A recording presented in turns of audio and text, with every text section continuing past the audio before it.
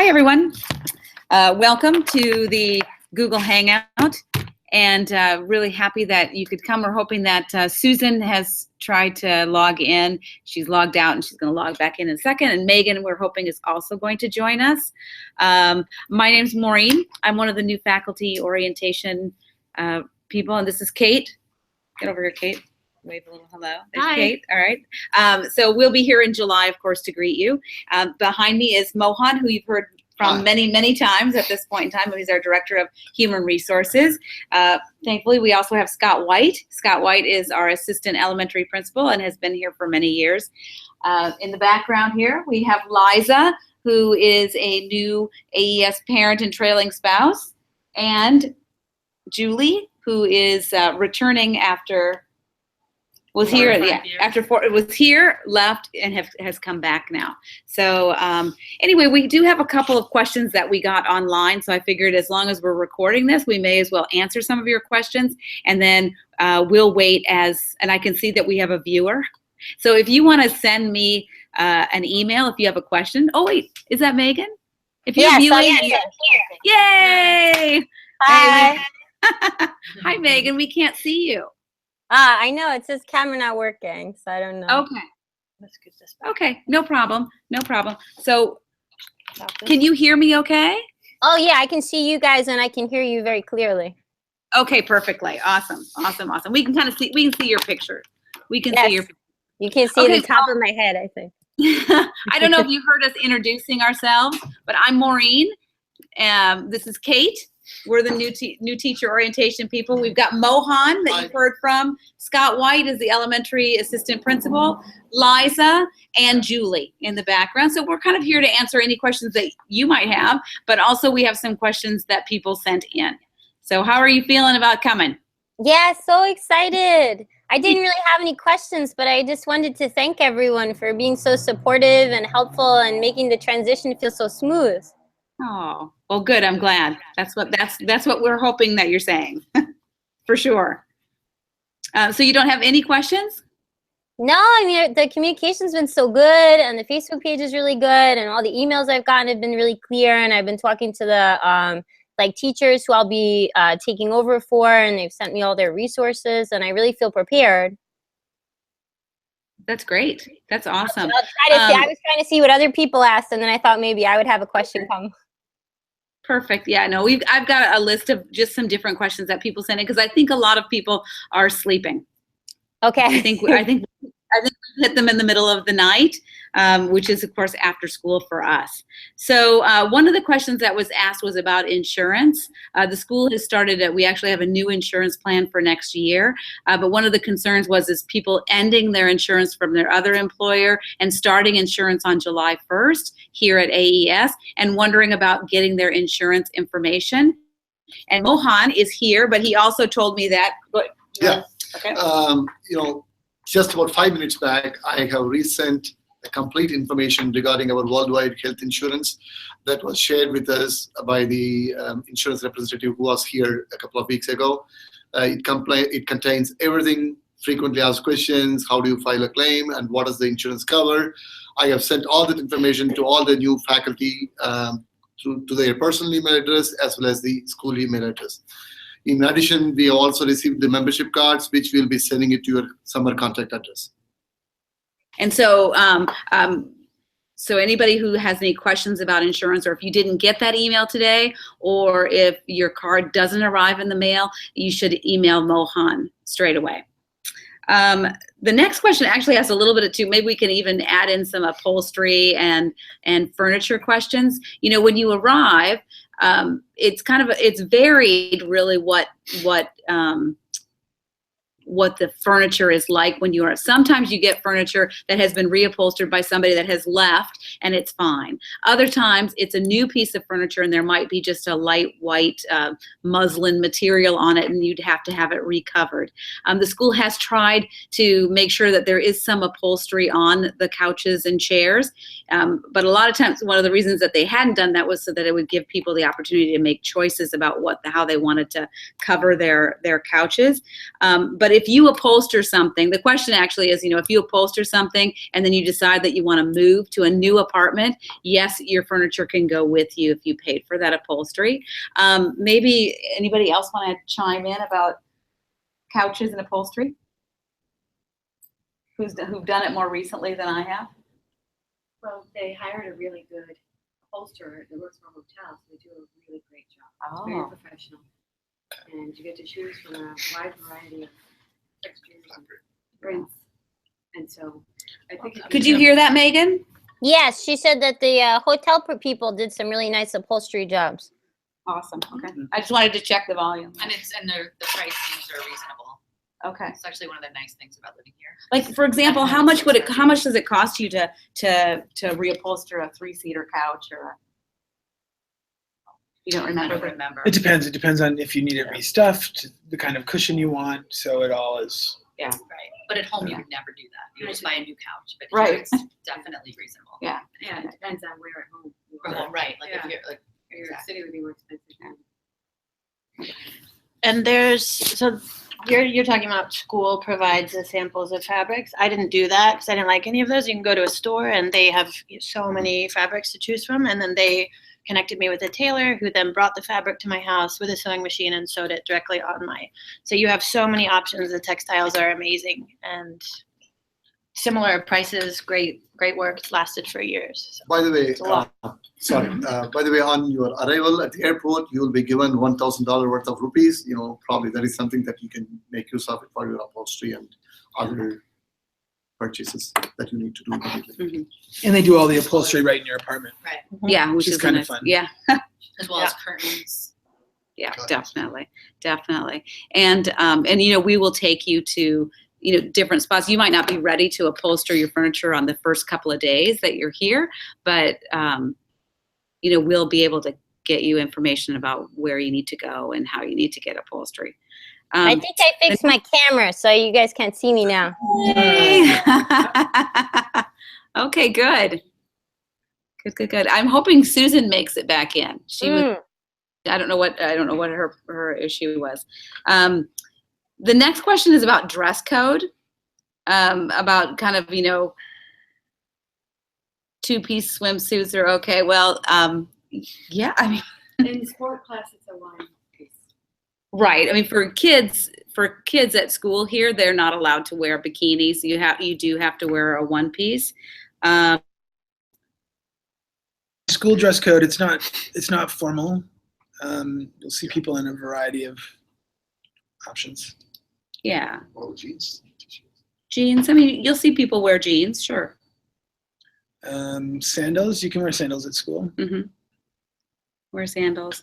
I don't know if anything is really frowned upon, in terms of swimwear. I mean, I guess whatever you're comfortable wearing. When you can wear a 2-piece at the school pool or at the embassy pool. Sure. But just knowing that when you go outside of campus and you're going to be swimming somewhere, that you might want to bring something to be a little bit more conservative. Yeah. Okay. The next question is about air purifiers, and at the very beginning, during the orientation, we do have a guy coming to do a session on air purifiers, and you'd have an opportunity then we're hoping to do it this next year at the beginning of the year instead of just after Diwali when the air gets bad, because I think that transition was difficult for the new people last year when it went from the air being fine to all of a sudden the air being terrible, and it was a real scramble for people to purchase air purifiers and kind of freaking out about air quality and stuff. So we're hoping this year, if we do it during orientation, it'll give people an opportunity to kind of prepare themselves and get their houses ready for that time of year. So some people feel as though, and I've gotten this from a couple of people, that they kind of missed the opportunity to purchase the used ones of people that are leaving.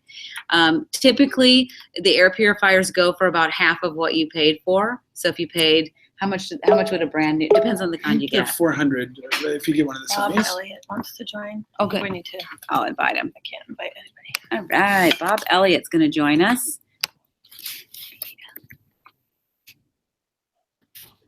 How do you spell? Oh, there it is. Okay. somebody else? I wonder if somebody's trying to join here. Go ahead, Scott. I'm sorry.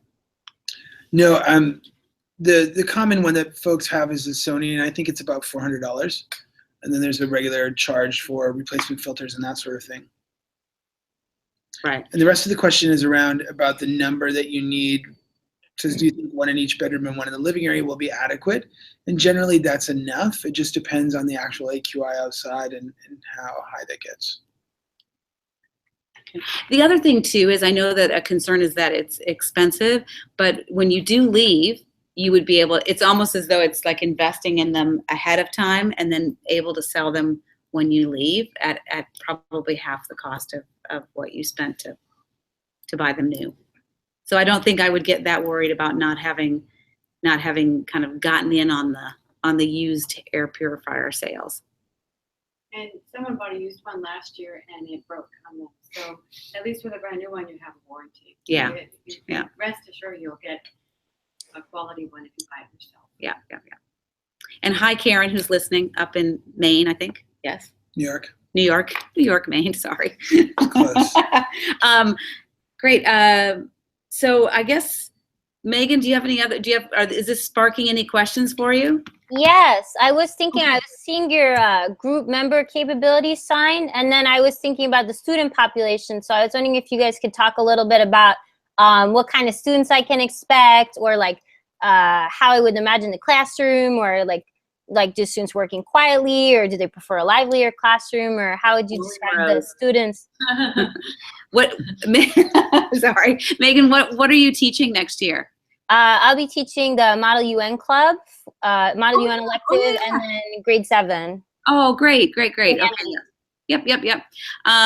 Well, I think that in the middle school, it's controlled chaos. Oh, yeah, this over here, I kind of walked in a little bit late there. This is Gary Coyle. Gary is our current director of technology, who's been here for 14 years. 2 kids that have gone through our AES school system. And Scott has 3 kids that are here at AES. 2 that have gone through middle school and 1 that will be coming to middle school, I guess. Years. Oh, not for 2 years? No, 5th grade next year. Yeah. Anyway, she'll be here in 2 years.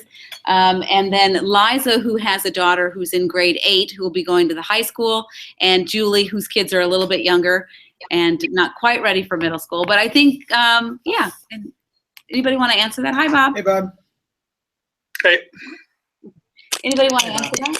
I think you'll generally find active, engaged students and a lot of innovative practice going on in classrooms.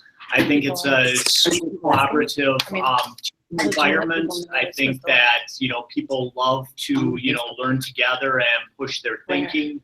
There's a variety of different, professional learning groups that you'll be able to become a part of. I would be shocked to see, walking down the halls to see much, teaching of, kids in rows with the teacher at the front of the room directing instruction. Here's our middle school teacher just arriving now. Good morning, With a evening. question about the students in the middle school. Oh. What should she expect? What kind of classroom? In regards to, hi, I'm Kyle, middle school science. Hi, Kyle. What was the question in regards to? Oh, what kind of kids are they? Same as all the other kids. They generally pretty dedicated, pretty keen. They keep pretty good track of their work. They will email and ask questions. I stay pretty connected. I usually email with them when they have questions, answer questions in the evening. Generally, I try to encourage that before 9 o'clock at night. I think they need their sleep, but I do see emails that roll in at 11 o'clock. I just don't answer them, usually because I'm asleep. But they're generally dedicated. Every once in a while there's a kid who's needing a little bit more guidance and a little bit more help. But I would say that they're pretty similar to kids I've taught elsewhere in the world in terms of their interest and their dedication. I'd also say that unlike the sample of teachers that you're looking at now, our student body is very diverse. Yes. We have kids from, probably 55 different nationalities, every, religion that you can think of.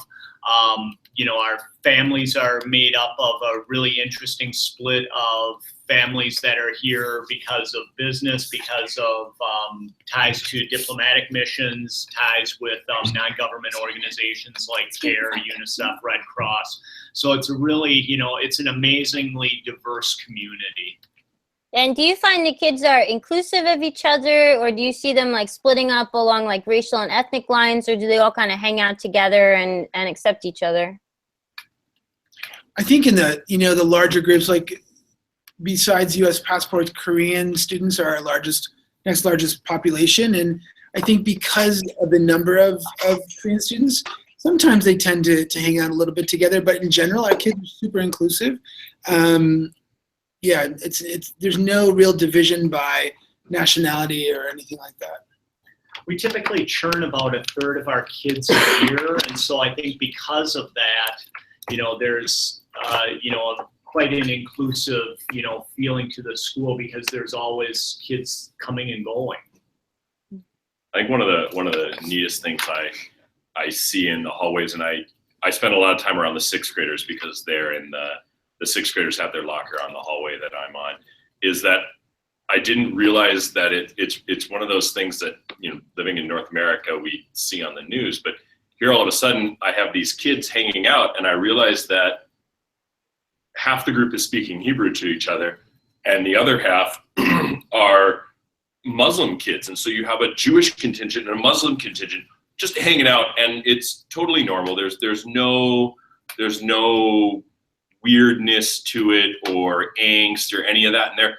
And it's not there. They're friends. They don't care that they're from vastly different religions, and that there's political concerns. They're just kids, and they hang out, and they'll do the same thing in class, and they're sitting next to each other at lockers hanging out. And so it's really cool to see that a lot of those kind of divisions that we see in the world news are not evident in the hallways. Does that answer your question? Yeah, that answers it really well. Thank you. Okay, great. Awesome. Did you think, Bob, how are you doing? I'm doing wonderful. How are you? Good. How's the transition going? It's going. We're getting everything ready here to trying to ship out. So what happens here at the end of the month. Great. Great. Is it raising any questions for you? No, not yet.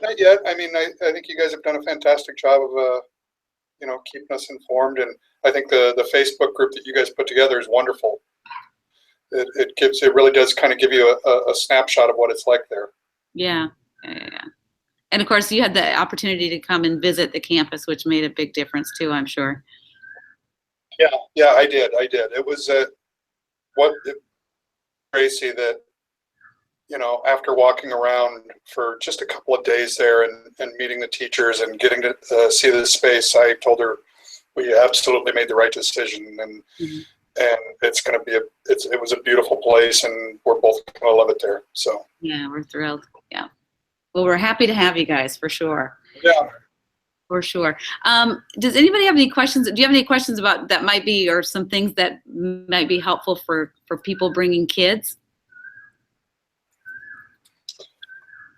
Yeah, so I'd like to know a little bit about medical care, in the area, how hard, Tracy's daughter has a nut allergy, and so we haven't had to go to the hospital a year, but it's always kind of in the background where if she does have a severe reaction, what are the emergency rooms like that you have to go to? What is that type of thing for children to go to hospitals? Sure. Bob, is Doha a nut-free school? No, we have nut-free pockets. If there's a child with a severe allergy in a class, then they'll make that classroom nut-free. And then in our elementary school, we have tables in our cafeteria that are nut-free. Okay. We haven't gone to those lengths. I think in the elementary school, the only food with nuts that the kids have access to is peanut butter and jelly sandwich at lunchtime. And it's Sure. marked with a big peanut, on the counter. But I think, we'll take precautions if there's, depending on the child's, how severe the allergy is, we can make it a nut-free classroom. I'm not worried about that. It was more of a question about like just facilities in general for emergency services and what that's like. We have a doctor on campus that's here to support faculty, so that would kind of be the first stop. There's another hospital that's just down the street that is okay in case of a severe emergency as a quick stop. Does anyone want to chime in with? And then there's actually a great pediatrician that a lot of the teachers use for their children and more. Okay. And it feels just like the pediatrician that we had when we were back in the US. No difference. Okay.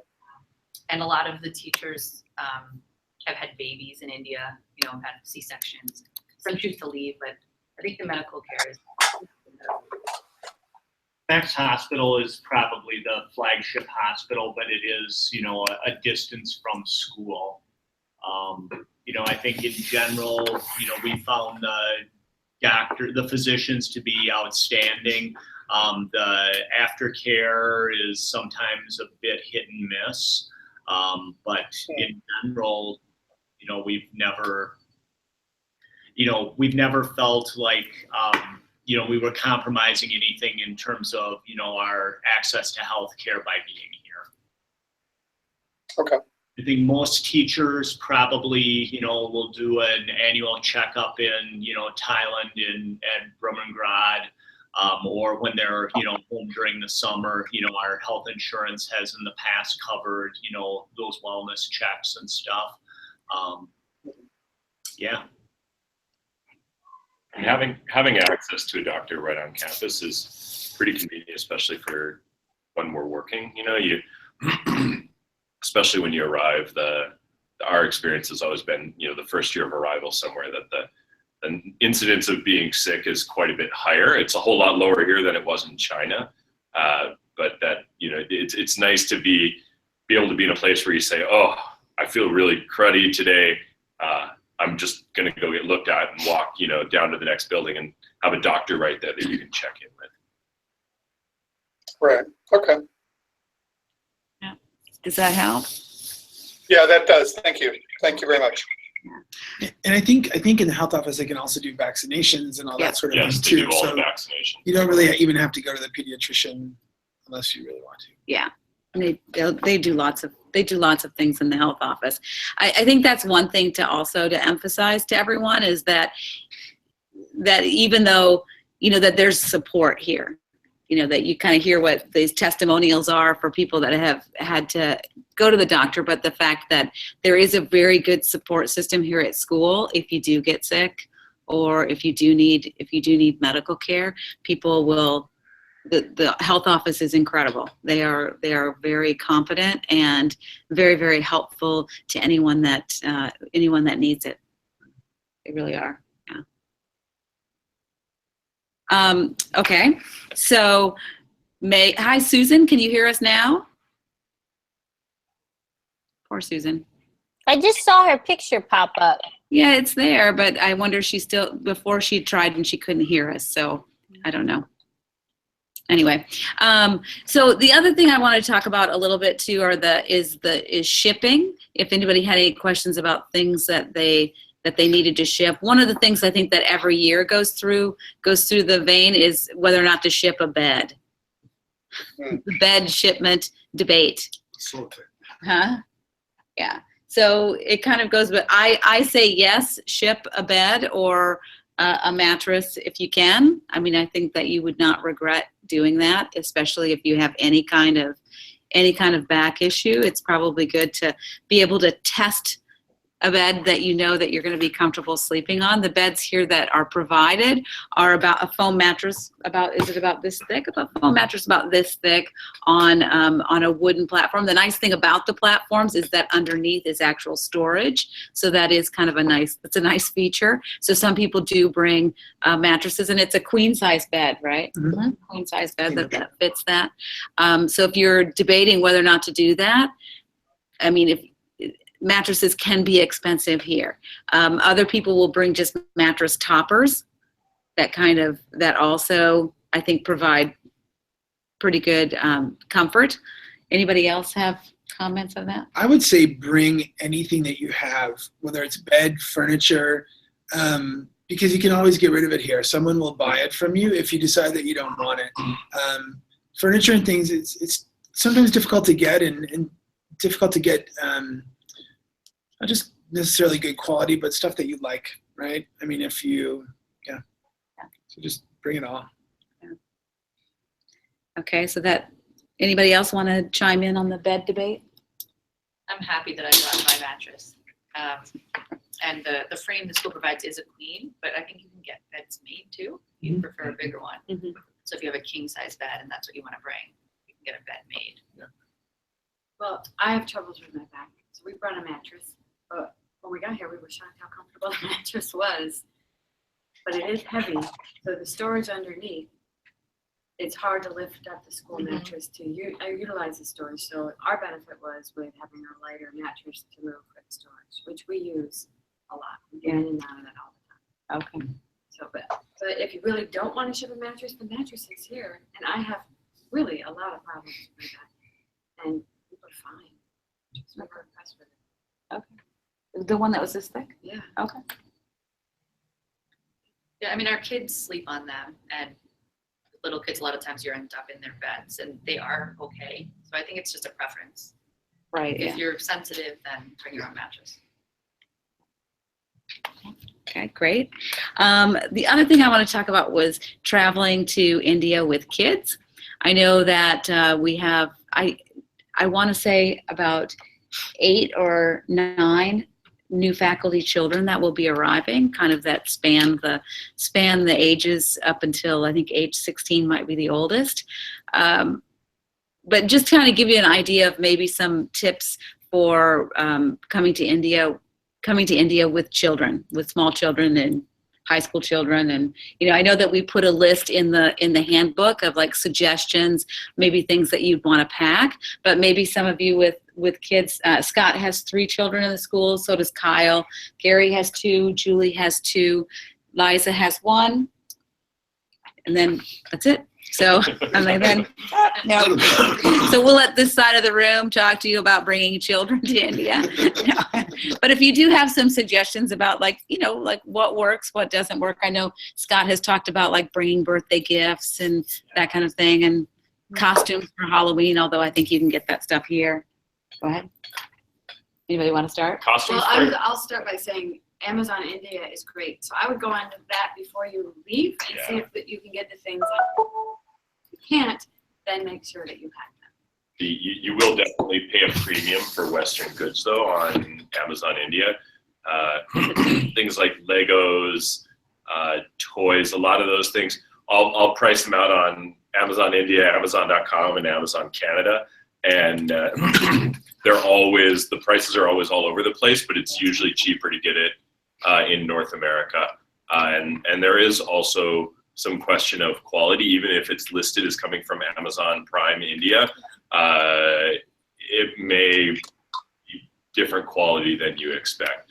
But things like Christmas presents or Halloween candy, the birthday presents, especially if there's things that your kids are really into, if they're smaller kids, it doesn't hurt to pack a couple of them away if they're going to have a birthday between arrival and Christmas, just to make sure that you've got some things that they're going to be really keen to end up with.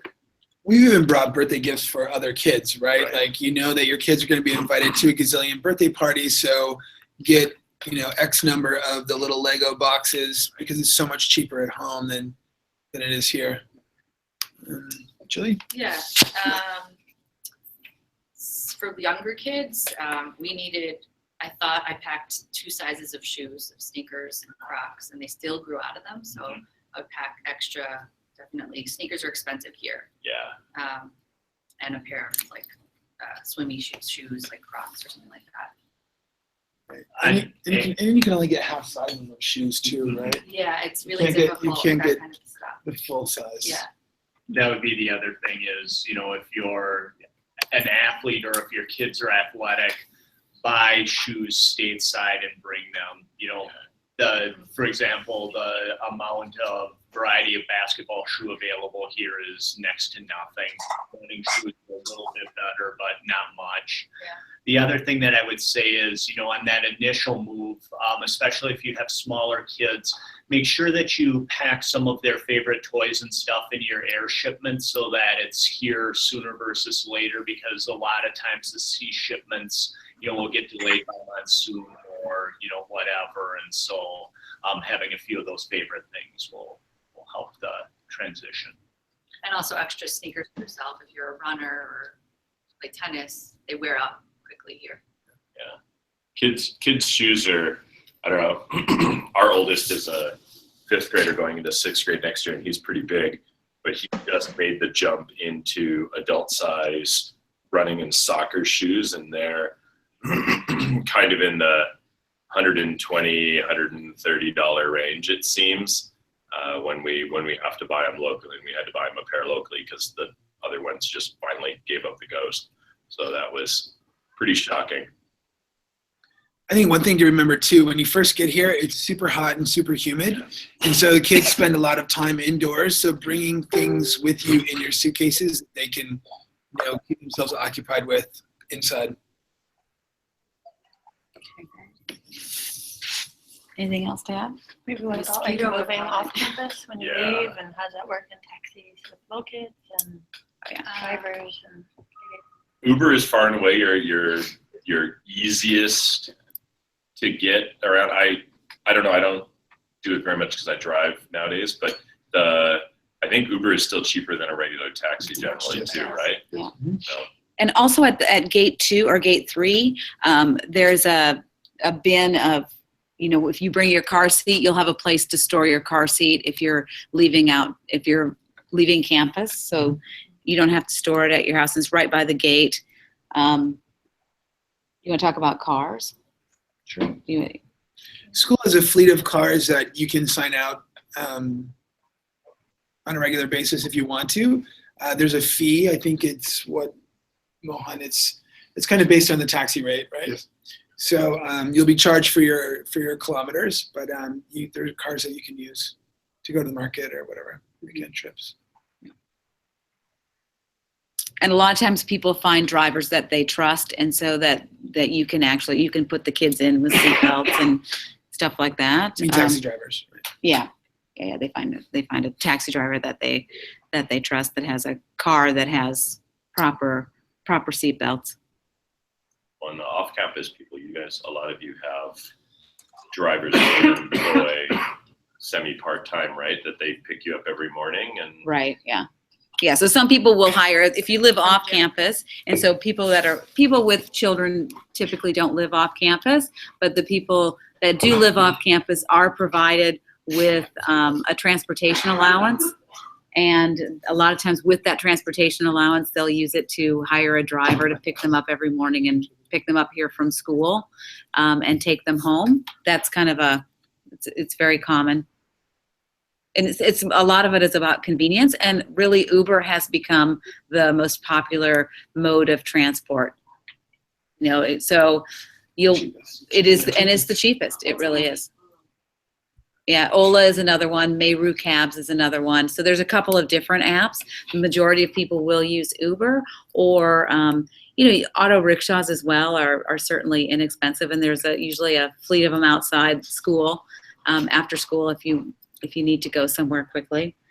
The other thing is when you arrive, it's if you're not coming from a hot climate, it is pretty shocking those first couple of weeks when it's cracking 45 or 47 C, and you're not used to it. And we tried walking the first day. We walked over to, and I don't live right on campus, so we walked to a park that's a block away, and I had the 3 kids with me, and they consumed about 5 liters of water in 45 minutes, and they were still just dead to the world when we got back to our house.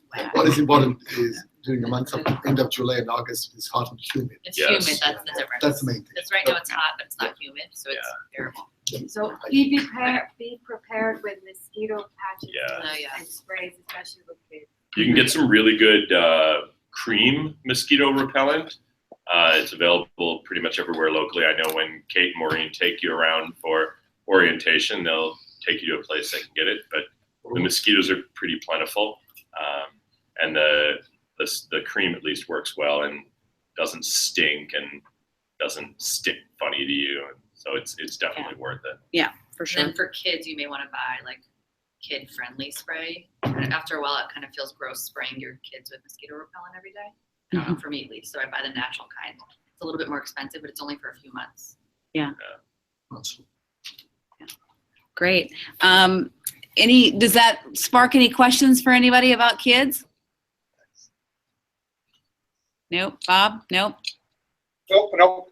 Nope. Okay, great. The next thing is about pets. I know some people are bringing dogs, cats. I don't know of any other animals that people are bringing. You know, there are plenty of dogs here that people will ask you to adopt, I'm sure. But if you are traveling, Riley's dog. lots of street dogs, a lot of the puppies that are born. But there are lots and lots of people that have animals, some with dogs, some with cats, and there's a large contingency of people that walk their dogs here on campus. There's a field, the middle school field. They just ask, of course, that you clean up after your dog, because if you don't, then the middle school PE and classes are usually pretty upset. Is that true? That usually is what kind of ends up, that there's always that little bit of conflict if people forget to clean up after their animals. But I'd say, how many people do you think have dogs on campus?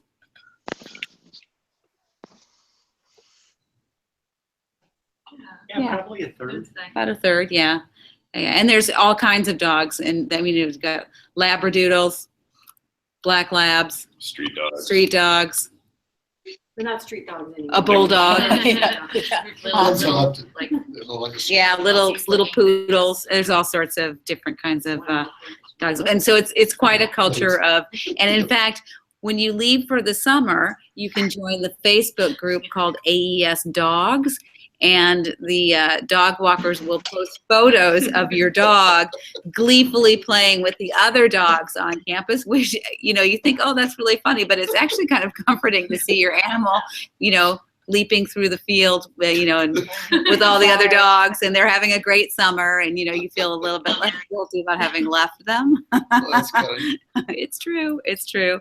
And in terms of vet care, there are several really good vets, and there's one doctor that will actually come to your house and In the middle of the night. in the middle of the night if you're panicked about something. But anyway, so there, and you know, and it's very, very reasonable. The only thing I would suggest people bring is Frontline. Yep, Frontline is, you can get it here, but it's really expensive. Like one treatment is about $100 US. So if you get, you know, you can get 3 treatments for $30 at Walmart or Target. So I would suggest that you bring Frontline with you. Anything else that you would suggest people bring? I mean, you can get almost everything. If there is a particular kind of, I don't know, treat or something that they like, I would bring some of those. But most things you can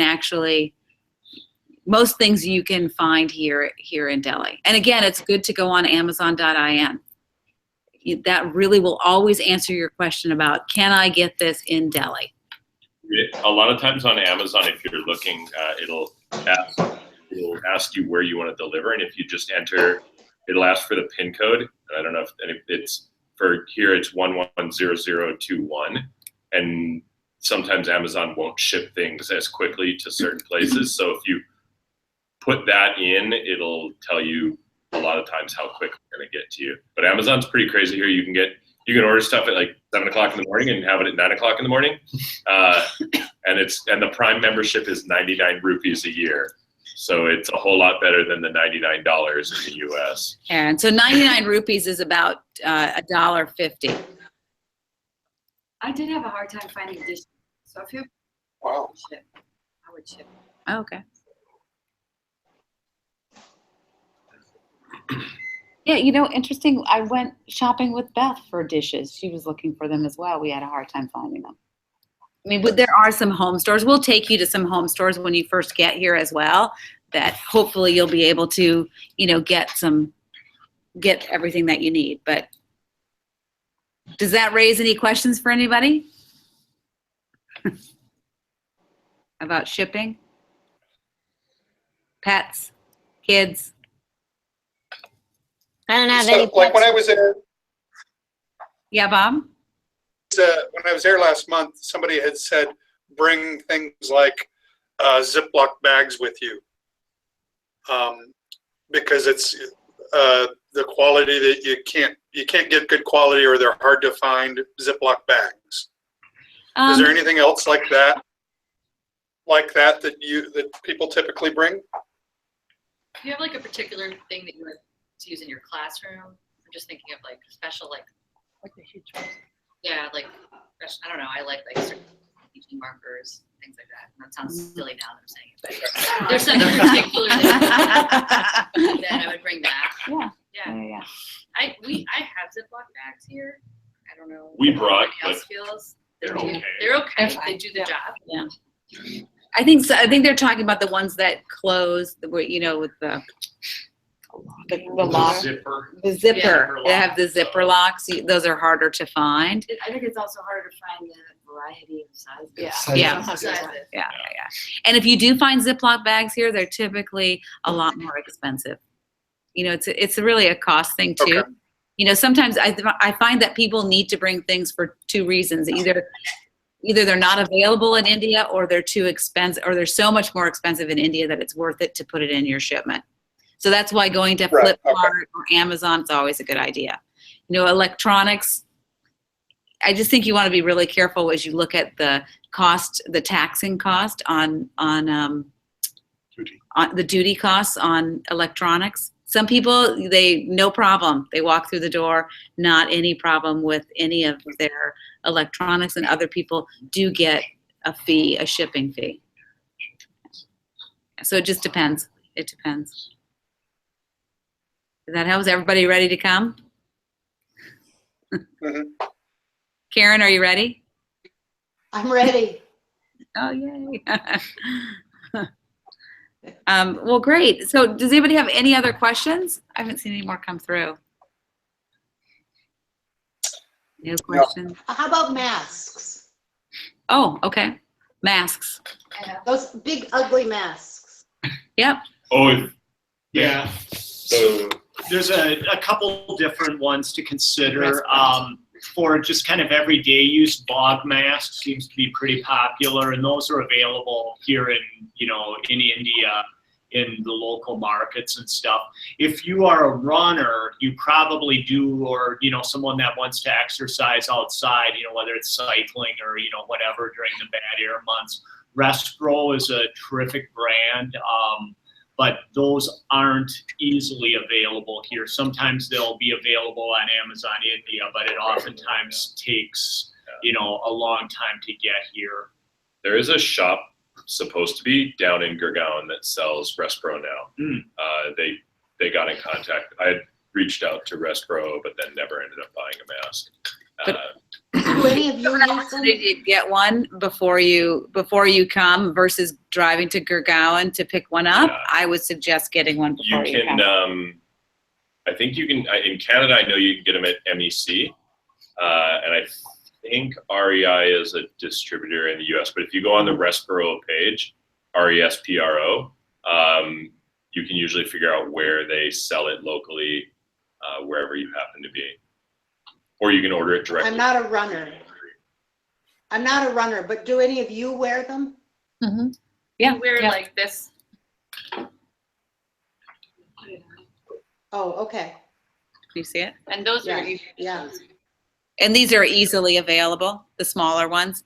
It kind of depends. It varies from person to person as to how much difficulty you have. And they are on Amazon.in. So They're about $30, right? You can get them in 3,000. like Conmark. Yeah. About 3,000 rupees. 20, what is it, 20? This one's 2200? 3,000. This one's 3,000. Oh, 3,000, okay. Anyway, Okay. For the running one. Yeah. I wear that though, and I don't run. Yeah. I just think it yeah, feels better. seals better.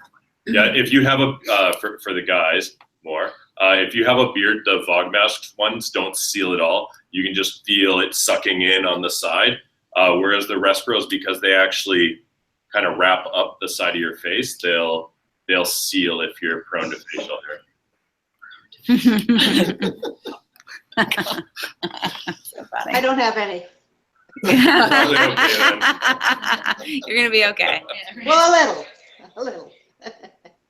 So, are there any other questions? Not for me. Not for you, Bob. We're looking forward to having all of you come. And please use the Facebook group. We're everybody's here to answer your questions if you have any. And I guess our goal really is to make sure that your transition is as smooth as possible. And that you love it Thank here you as all. much as we all do. Yeah, thank you very much. You guys have done a fantastic job. So, Great. We're glad. Thank to you. hear that. Okay, so That's been a great orientation so far. so far.